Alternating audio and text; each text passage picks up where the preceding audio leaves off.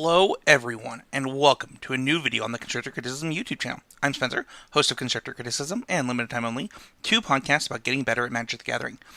Today, we're talking about what people have been asking me to talk about basically since the new format started. Spencer, how do you build a ramp deck in this format? Spencer, how do you do it?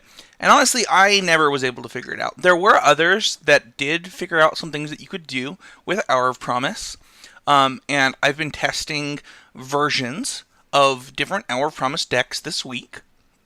I've tested some 4-color ones, I've tested some Jund ones, some Naya ones, some Bant ones, and this is the one that I enjoy the most, so we're going to talk really quick about Jund Hour of Promise.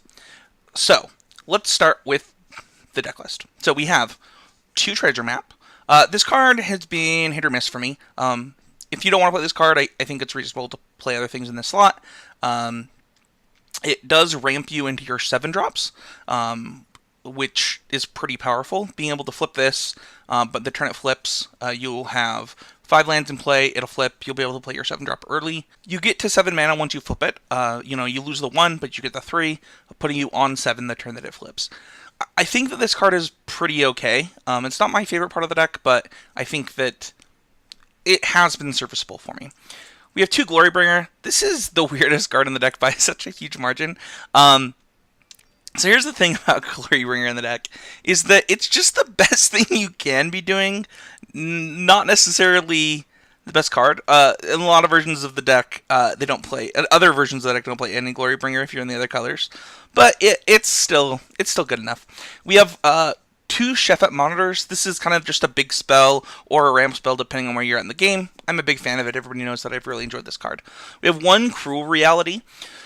Cruel Reality is pretty powerful. A lot of versions of this deck play 2 of them. I had 2 of them for a long time until I started playing my second Vraska. But the card is very powerful. And I think one of the reasons to play black, I have tried junk versions of the deck. So Abzan versions, and you can play that in that version too. I think it's really powerful because of how many sweepers you're playing, and I've really liked the card. We have 4 Gift of Paradise. This gains you 3 life. It stabilizes you a little bit while also ramping you into your Hour of Promise. It also multitasks in this deck, and we'll get to that in a little bit. I have 1 Abrade, just to kind of as a catch against some artifacts that you might play against, as well as early interaction. A lot of lists play 3 Abrades. We'll get to why I'm not playing 3. We have 4 Fatal Push. The reason to actually play black, in my opinion, is that you get Fatal Push, and you can interact quickly, efficiently with Fatal Push. It's a huge part of the game, and the reason that I stick with Jund rather than some of the other versions. We have 2 Vraska's Contempt as kind of a catch-all. Vraska's Contempt is actually kind of clunky in the deck at times. It's hard to get to double spell with Vraska's Contempt unless you are already on 7 mana. So you can't ramp and Vraska's Contempt in the same turn basically ever. We have 2 Vraska though. This is a big part of the deck. Another reason why I like the Abzan versions as well as the this Jund version is because I think Vraska is just a little bit underplayed in Standard. It does so much in this deck, being able to destroy an artifact, a creature, an enchantment, while also ramping you. Just is a win condition all by itself, easy to protect, and it survives Hour of Devastation, or you can just play the white version and wrath them anyway. But it does survive Hour of Devastation, which is a huge plus. We have 2 Cut Ribbons. This is the reason I'm not playing 3 Raid, is I think that the deck wants more ways to end the game, and Ribbons can do that. After you've played a Vraska or maybe a Glorybringer, Ribbons does do enough to get there. Between the tokens you get from Hour of Promise, the tokens you get from Vraska, your Glorybringers and things like that, Ribbons can in fact end the game, and this also kills Glorybringer. It kills creatures that Abrade just doesn't kill, and I'm a pretty big fan of it. We do have the 3 Hour of Devastation. I think that if you're going to play any versions of these decks, they need the 5 mana Wrath is really, really important. Whether that's Hour of Devastation or Fumigate, they're both key parts of ramping you into this is just as good as ramping you into Hour a lot of times. The other Hour being Hour of Promise. So this deck plays a lot of deserts. Even plays Scavenger Grounds, Ramunap Ruins, Ifnir Deadlands, Hashep Oasis. It plays all of them, as well as just cycling deserts. So this Hour Promise is going to get you tokens basically every time. And it's going to ramp you into 7. So between your, some of your big stuff like Cruel Reality or even your Star of Extinctions, post-board you have even more stuff, right? You have Nicol Bolas, you have another Star of Extinction, and things like that. We have Spring Mind as our ramp spell. I've seen a lot of these lists play 2 other 3-mana ramp spells, but the thing is that you don't actually have to play blue sources for Spring Mind, because your Gift of Paradise can be your double blue.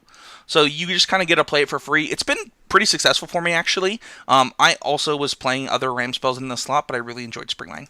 We kind of talked about it already, but 1 Star of Extinction, kind of just upping that Wrath count, being able to really clear the board, and give you a ton of time to draw other things. We also need a little bit cheaper stuff to clear the board against some decks. So we do have 2 Sweltering Suns. Sweltering Suns also cycles to help us in the late game if we don't want to be top decking this. It's okay. Like, it hit or miss. It's whatever. But you do need to be able to beat the early game. Otherwise, you're not going to win games. We have 2 Desert of the Indomitable. We have 3 Dragonskull Summit, 4 Forest, 3 Hashep Oasis, 2 Ifnir Deadlands, 3 Mountain, 2 Ramunap Ruins, 3 Rootbound Crag, 1 Scavenger Ground, and 3 Swamps as our lands. That's 26 lands.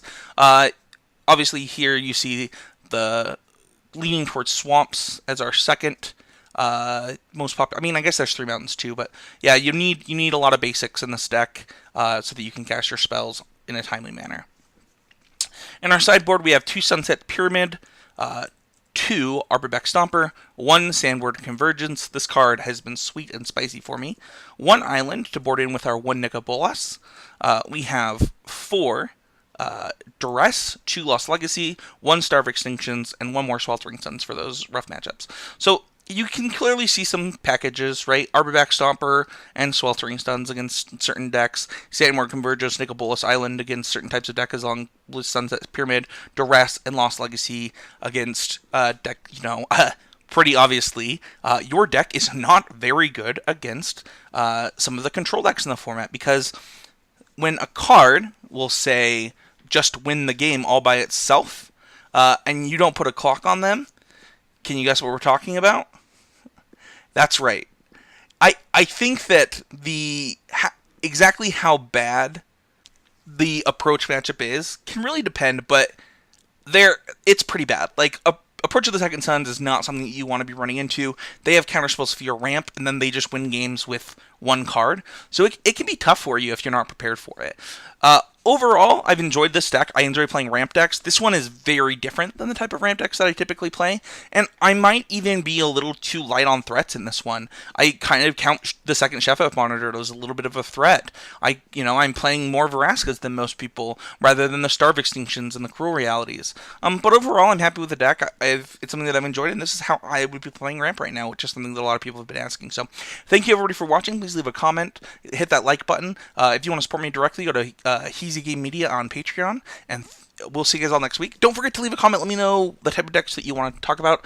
This was only done because people really like the style of ramp decks that I play. They ask me about them, and while I wasn't able to figure this out, shout out to the players on Moto. Noom on the Nummy, I think, streamed with this deck for a while, and other players, and then a friend of mine from South Carolina was playing this deck on Wednesday. So just lots of people trying out different Hour of Promise decks. So thank you for watching. We'll see you guys all next week.